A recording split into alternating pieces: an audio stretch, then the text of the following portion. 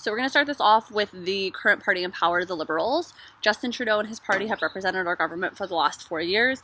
He is the son of the late Prime Minister Pierre Trudeau and has definitely polarized the country with his successes and his failures. His top 3 priorities are more money for the middle class, real action to address the climate crisis, and stronger gun control, along with the rest of the platform addressing Indigenous rights and securing Canada's place in the world. He has promised to cut taxes for the middle class, saving families $600 a year. He has also said that the Liberal government would lift 34,000 people out of poverty, while also increasing minimum wage for federal workers to $15 an hour, making retirement more affordable, implementing a universal pharmacare system, and decreasing cell phone and internet bills. To fund his plan, he would be putting Canada in further debt with another 4-year deficit. Now, I do want to highlight Justin's promises from the last federal election because I think it's kind of important. A group of 24 Canadian academics got together to evaluate the 353 pre-election promises. They found that he had followed through with roughly about 50% of them, partially followed through on about 40%, and broke about 10% of the promises. On paper, that looks like a pretty honest and successful leader, but let's not fool ourselves into believing that all promises should be weighted equally. One of Trudeau's main election promises was electoral reform in time for the 2019 election. For those of you who don't know what electoral reform is, let me explain, because I also was not an educated voter last time, and I only voted based on my needs as a student, so I didn't really know about electoral reform until doing my research for this election. Electoral reform is a promise to change the way elections are run. Right now, Canada works on a first-past-the-post system. This means that the party with the most votes wins. It's a winner-takes-all situation that, in my opinion, doesn't accurately represent the needs or wants of a nation, and let's look at last election as an example. The 2015 election was won by the Liberals, led by Justin Trudeau, with 39.5% of the votes. What that means is that the Liberals get to represent the entire country with 100% of the power, with only 40% of the nation's support. But what about the other divided 60% of the country? More than half of the nation is being led by a leader that they didn't want. I think that this shows that the first-past-the-post structure only really works when there's 2 parties running. That way, the winner definitely has more than half of the population on their side, resulting in a majority win. But we in Canada have 6 notable parties splitting up the vote. Trudeau had promised to reevaluate how elections are run so that the elected Prime Minister would have received the majority of vote during this election. However, in February 2017, Justin Trudeau walked away from his promise of proportional representation, the idea that the votes would better reflect the number of seats in the House of Commons. After elected, he had sent out a national commission comprised of members from each political party, led by Maryam Monsef, to survey the country on whether or not they wanted to replace the current first-past-the-post system. They presented the report to Trudeau, showing that the majority of the country wanted the change. Trudeau then reassigned Monsef to a different position in a different department, replaced her with a woman named Karina Gould, and then shut down the project entirely, claiming that the survey was not conclusive enough to implement a change. Now, regardless whether you agree with changing our election process or not, this is a pretty black and white example of a broken election promise. This was an election promise that was at the top of his list of priorities when elected Prime Minister, so it did definitely get some backlash when he reneged. Justin Trudeau was also adamant on improving relations with our Indigenous people, a promise that he has carried over into this election. However, he has completely contradicted himself when participating in the Trans Mountain Expansion Pipeline project, a project expanding an oil pipeline through Indigenous lands through Alberta and British Columbia. Now, the pipeline's website has an entire section explaining how Indigenous communities are accepting of this project, but honestly, it kind of sounds like they've just paid them off, in my opinion. From what I know about Indigenous people is that they are pretty against the reaping of land for resources and value the protection of land and water above all else, so the whole situation is fishy.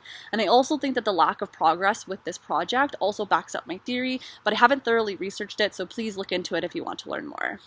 Another one of Justin's campaign promises for this election regarding the pipeline project is to use the revenue from the $3 billion project to plant 2 million trees to combat the current climate crisis. Again, I find that strangely contradicting. Why would we use money that we get from contributing to the climate crisis to combat it? Why not just not contribute to the crisis in the first place? The promise also came after meeting with Greta Thunberg, a 16-year-old Swedish climate activist, so who knows if it's a publicity stunt. But the federal government did step in to stop Ontario's provincial government from cutting tree planting programs from the budget, so there is that. So one last thing I want to touch on before moving on to the Conservative Party is the SNC-Lavalin affair. I'm sure most of you have heard or seen the headlines, but I'll explain what happened really quickly. The SNC-Lavalin scandal was a political scandal involving Trudeau interfering in a bribery investigation on behalf of Lavalin. Basically, Lavalin is an engineering company based in Trudeau's hometown, Quebec, and they were caught for allegedly bribing Muammar Gaddafi's Libyan government to secure lucrative building contracts back in 2015, something very illegal and something that they have been accused of before. If SNC-Lavalin was convicted of the crime, they could be barred from any Canadian government contract for up to 10 years, something that would definitely rock their business model. Obviously, that's not an ideal outcome, so the company first publicly stated that these charges related to alleged reprehensible deeds by former employees who have left the company long ago. If charges were appropriate, we believe that they would be correctly applied against the individuals in question and not the company. They then further reached out for the government for an appeal. SNC-Lavalin had already made donations to Trudeau's political campaign in the past, even though corporate donations are illegal. So Trudeau was definitely the ideal leader to turn to for help. The company had their ideal solution to the problem, a deferred prosecution agreement. A very, very, very basic example of this law is like going to your first attendance meeting for a speeding ticket where they can basically water down the charges to something less severe.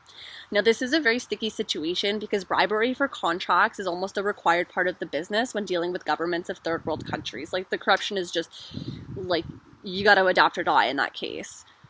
So how do you limit your company from dealing with certain parts of the world? In this case, if SNC-Lavalin was found guilty, they would likely move their headquarters from Quebec, resulting in a large number of lost jobs, something not good for Quebec's economy.